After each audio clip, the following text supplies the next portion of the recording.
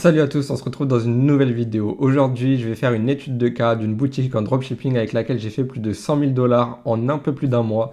Donc voilà, je vais vous montrer en détail un peu ce qui s'est passé, comment j'ai fonctionné pour arriver à ce genre de résultat. Et voilà, la boutique elle tourne encore, donc je ne vais pas vous montrer le produit. C'est une boutique que j'essaye de développer en marque, donc je vous tiendrai au courant sur mon canal Telegram si jamais ça se passe bien sur l'année et qu'on arrive à en faire une vraie grosse marque. C'est l'objectif, donc voilà. Aussi, restez bien jusqu'à la fin de la vidéo parce que je vais faire le tirage au sort du concours de la dernière vidéo où je vais pouvoir vous offrir ma formation. Donc dans cette vidéo, j'organise un nouveau concours où vous allez pouvoir gagner encore une fois ma formation e-commerce. Pour participer cette fois-ci, ça va être encore plus simple. Il faudra simplement mettre un commentaire sous cette vidéo. Donc le commentaire que vous voulez, il n'y aura pas de mots ou de code caché sur Telegram. Vous aurez juste à mettre n'importe quel commentaire sous cette vidéo. Donc voilà, donc on va commencer directement la vidéo, on va se retrouver sur mon écran et je vais montrer un peu ce qui s'est passé. Du coup, c'est parti. On a commencé le 1er décembre un testing, donc je vais vous montrer directement ce qui s'est passé. Voilà, on a lancé avec 100 dollars. C'est ce que je recommande de faire généralement en testing et on est allé chercher les 274 dollars dès le premier jour. Sur ce produit-là, mon ROS il est assez bas, j'ai 1,6 en moyenne. J'ai un ROS qui est très bas parce qu'en fait j'ai une très bonne marge. Donc je le rappelle encore une fois pour ceux qui découvrent la chaîne et ceux qui ne connaissent pas forcément l'e-commerce. Le ROS, c'est le retour sur investissement, donc c'est la valeur qui se trouve entre vos montants dépensés et les valeurs de conversion, donc l'argent que vous avez généré. Quand on dit que le ROS minimum il est de 1,6 par exemple, ça veut dire que si vous mettez 100 euros ou 100 dollars en publicité, pour être rentable, il faudra faire plus de 160 dollars. Donc c'est le coefficient multiplicateur entre le montant dépensé et l'argent généré. Donc là, j'avais dit qu'il fallait que je sois minimum à 160. J'ai fait 274, donc je suis très rentable, donc ça c'est top. Ça a été pareil pendant les premiers jours de testing, donc j'ai compris que j'avais un produit qui était intéressant. Voilà, le deuxième jour, je suis allé chercher 396 dollars de chiffre d'affaires, donc c'était vraiment très bon. Je pense, j'ai vu tout de suite qu'il y avait un potentiel sur le produit. Et ensuite, voilà, le troisième jour, on est allé chercher 429. Donc en fait, on faisait que monter. Et sur un testing, quand ça se passe comme ça, c'est vraiment très intéressant. On a un beau taux de conversion, on a des bons ajouts au panier, un panier moyen qui est assez haut à 70 dollars, donc ça c'est top. Et ensuite, je pense que le 4, on a dû scaler un petit peu, non même pas. Là, on est parti chercher 146 dollars. Donc ce jour-là, on n'était pas rentable. Bon, bah pas grave, ça arrive, hein. Comme je l'ai montré dans d'autres vidéos, parfois c'est pas toujours tout droit vers les étoiles. Il y a des moments où ça peut fluctuer un petit peu.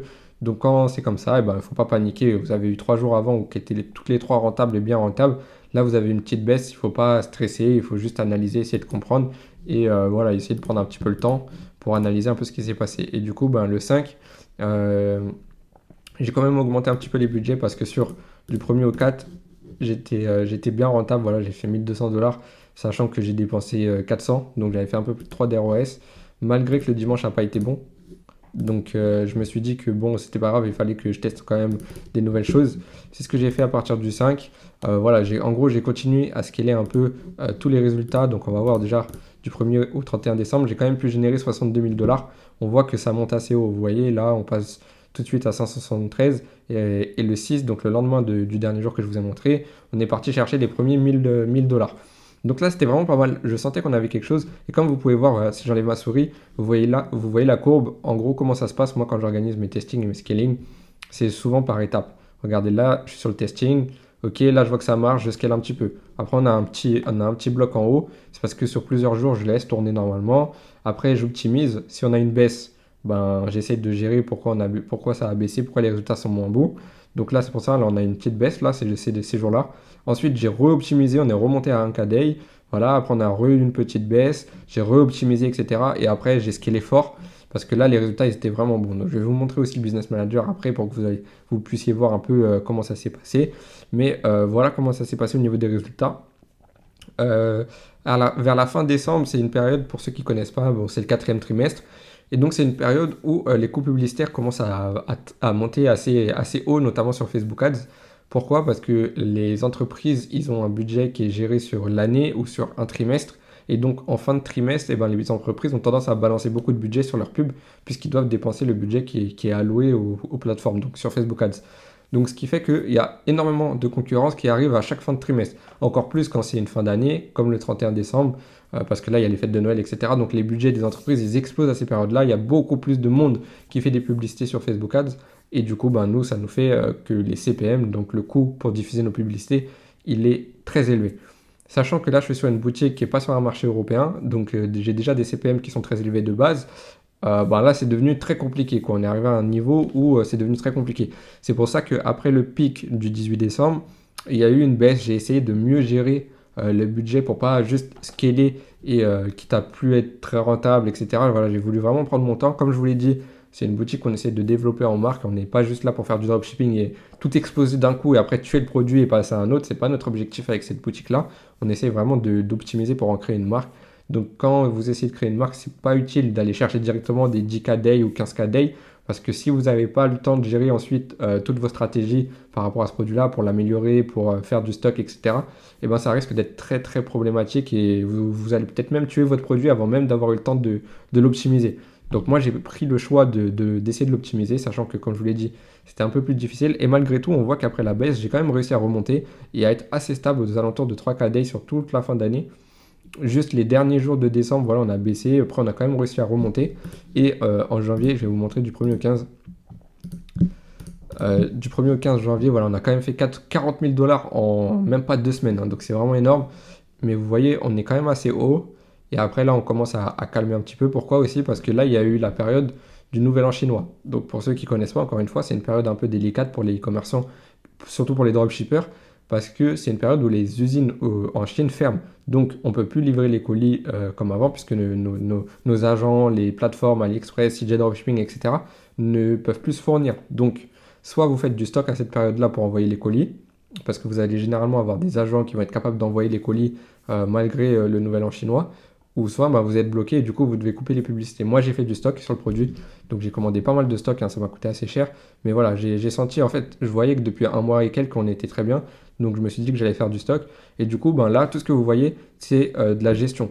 J'aurais pu scaler, j'aurais pu optimiser un peu plus pour essayer d'aller chercher des meilleurs résultats, mais je savais que j'avais une certaine quantité de stock qui était disponible pendant un certain temps, donc c'était environ un mois et demi, c'était jusqu'à février, mi-février.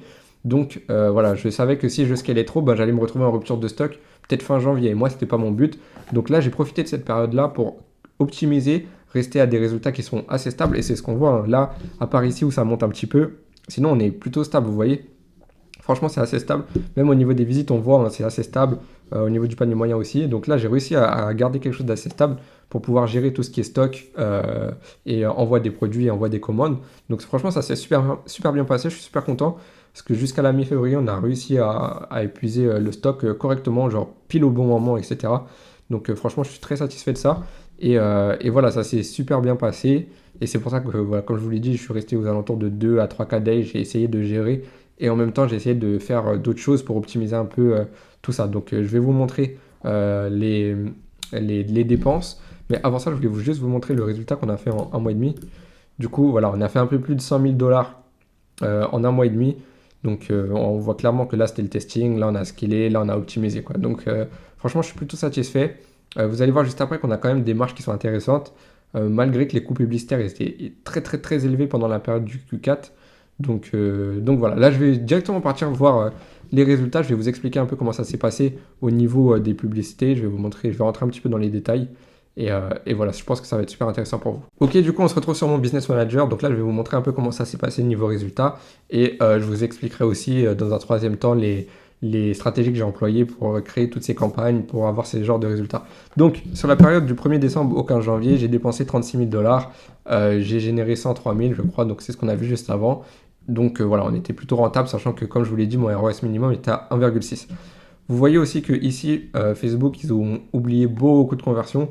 Donc, j'ai pas utilisé que Facebook Ads, j'ai utilisé un peu aussi de retargeting avec Google Ads, mais le budget il était très très faible. Hein. Je pense que sur un mois et demi, j'ai dû dépenser peut-être même pas 1000 dollars, quoi, 1000 ou 2000 dollars.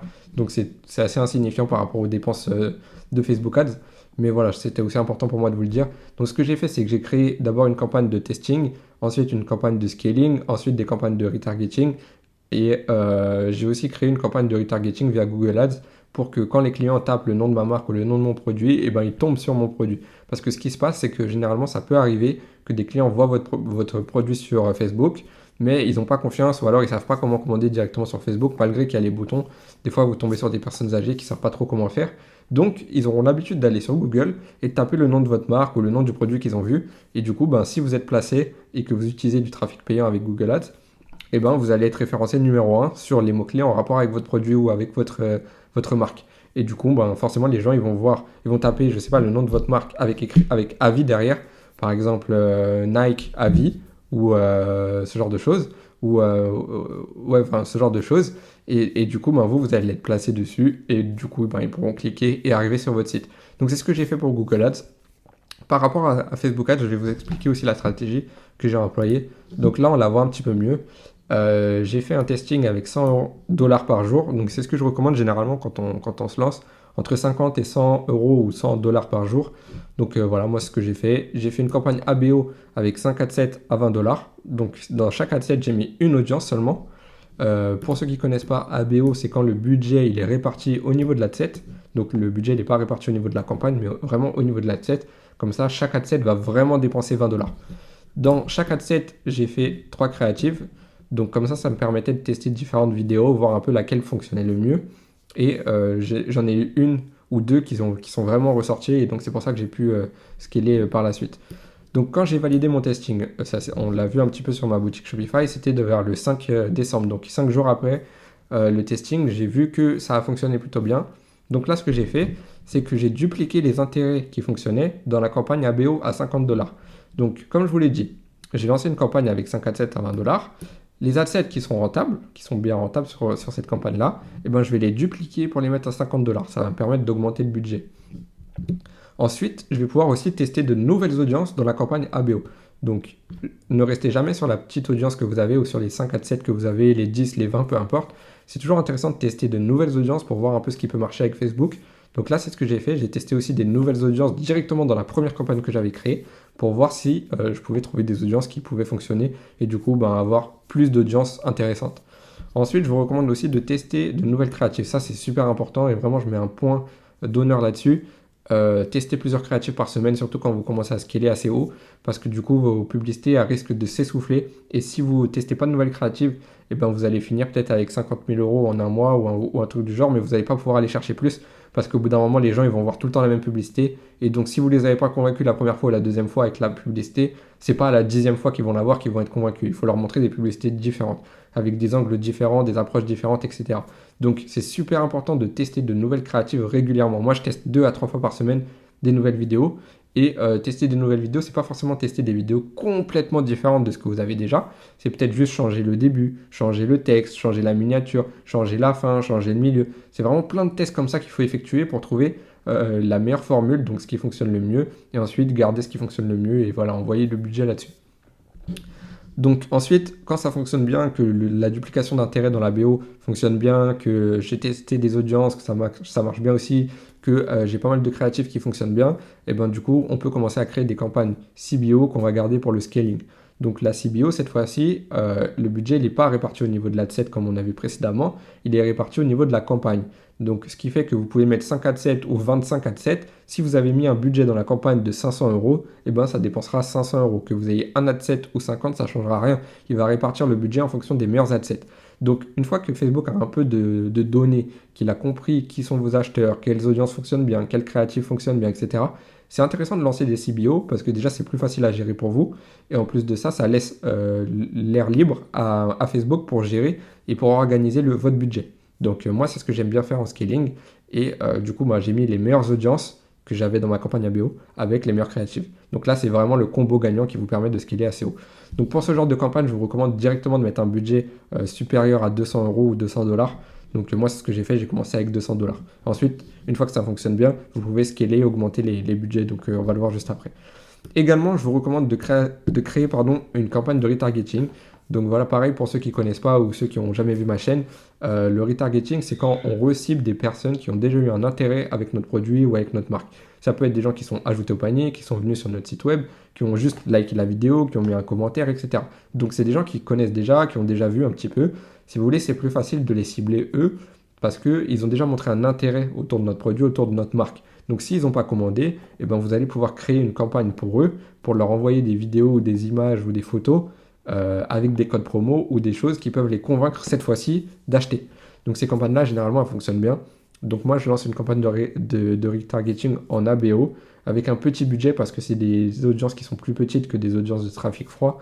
Donc là, généralement, je pense que je suis à $50, $60, on va dire, sur 3 adsets, $20 par adset, avec des adsets genre les visiteurs sans les acheteurs. Donc vous pouvez faire ça directement dans Facebook Ads.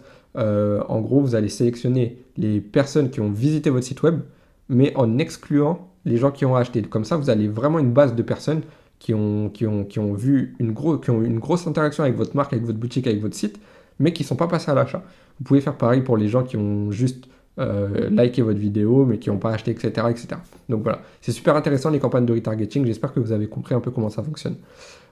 Ensuite, quand ça se passe bien, quand tout se passe bien, je vous recommande d'augmenter les budgets de 50 à 100% tous les 3 jours si votre ROS est supérieur à 2,5. Donc, je dis 2,5, mais ça va vraiment dépendre de votre situation à vous. Moi, c'était le cas, c'était 2,5 pour moi parce que j'avais un ROS minimum à 1,6. Donc à 2,5, j'étais vraiment rentable, j'étais vraiment bien rentable. Donc je savais que je pouvais augmenter assez fortement le budget sans craindre une grosse baisse au niveau de mes résultats. Même si ça peut arriver, c'est pas quelque chose qui me faisait peur. Donc c'est pour ça que j'ai pu employer cette stratégie-là. Si vous avez un ROS minimum à plus de 2, à 2,5, je ne vous recommande pas de scaler à de 100% par exemple. Essayez d'y aller un petit peu plus doucement. Donc par rapport à l'analyse des résultats, voilà ce que j'ai fait. Il faut savoir que moi j'optimise 1 à 2 fois par semaine, donc je fais ça tous les 2 ou 3 jours. Comme ça je laisse vraiment le temps à Facebook d'optimiser les résultats. Et comme je vous l'ai dit dans les dernières vidéos, c'est pas si vous avez une journée qui est très bien ou une journée qui est très mauvaise qu'il faut prendre des décisions directement. Des fois, il faut analyser sur plusieurs jours. Donc moi, c'est ce que je fais tout le temps. J'analyse sur 3 jours et voire une semaine.